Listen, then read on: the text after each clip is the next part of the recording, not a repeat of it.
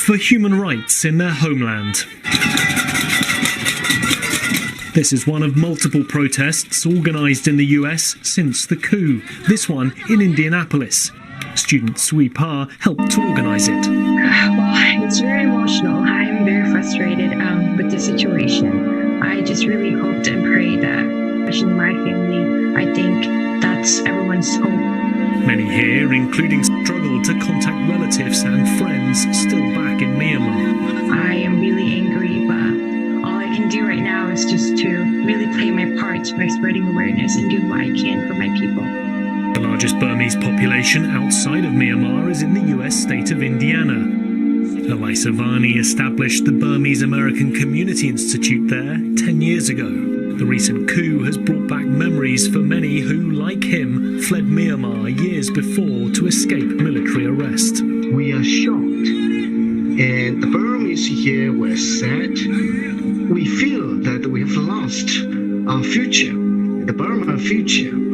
So now, as a community here, we had to take some actions. And so has the US president.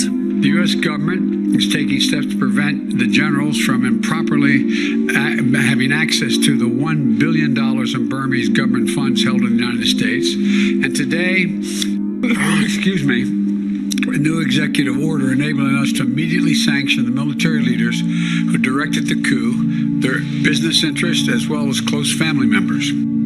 The sanctions followed several US government statements expressing deep concern. Some, though, had been urging a stronger response. I think it's immensely important that the United States, which is, of course, a superpower on the global stage, that it takes a very strong position in opposition to the coup and for accountability for what has happened in terms of atrocities, and says we are a government that stands for human rights. And so it remains a tense time, watching from afar, knowing many of their relatives remain in Myanmar with an uncertain future. Which is why many Burmese here also want the Biden administration to offer increased aid and assistance to civilians in the country, a combination of sanctions and support that they hope will return Myanmar to the democratic in recent years. Nick Harper, CNA, Washington. So look, Dr. Bhakti-Kyotis, these are not the first sanctions on members of Myanmar's military. What impact can they have? Well, I think the impact will ultimately be limited because the military for many years has suffered in Myanmar from sanctions and has accustomed itself to dealing through informal channels. There's a huge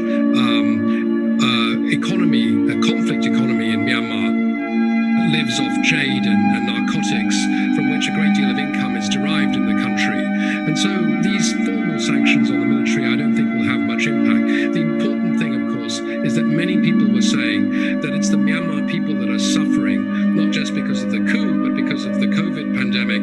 And it's, the levels of poverty and unemployment have increased. And so it's important for them to bring more suffering upon the Myanmar people themselves. And what do you make of the protesters' attention shifting to the Chinese embassy now? Well, there have been several reports, and one has to be really careful about this because there's a great deal of sort of disinformation and the potential for information wars over China's role or alleged support for the coup. And there were reports yesterday about and possibly unloading equipment to contribute to the shutdown of the internet or interference with social media. This has not been confirmed. And I think one has to be really cautious about these reports. But there is a great deal of suspicion necessarily the case. And from what we've seen of debate within China, there is a divided opinion on this. But nonetheless, I think there are concerns for the current situation with the military takeover. Well, meantime, there has been this new wave of arrests, and we do know that next week there's a potential court appearance by to fuel more protests. Well,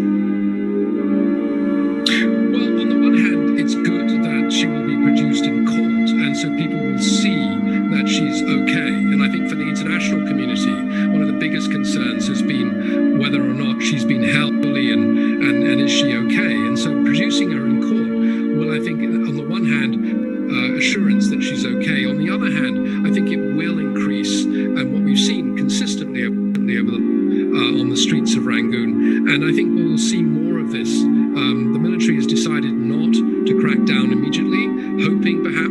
crowds will dissipate. But this, I think, will increase the passion and support for her. And there is talk of a clampdown on the internet and communications. So what role has social media played in this past week of demonstrations? It's a very interesting question, Steve, because the ability and the availability of people to be on social media has in many ways had a reasonably, because it means that people can vent their frustrations, if you like, indoors without taking, and it's when the internet need to go out onto the streets and protest. And I think the government has also realized that shutting off the internet also shuts down the economy. I mean, the sheer fact is that ATM machines won't work without the internet. And so they need to keep the economy going and to keep livelihoods going versus whether or not they shut down the internet to prevent organized protests. So it's a very, very difficult situation. And I think by and large, the internet, and I think people have used the internet very cleverly. They've used Thai SIM cards to get around the restrictions on Myanmar SIM cards. And I think the messages are coming out and people are posting very actively, and it's fueling the protests.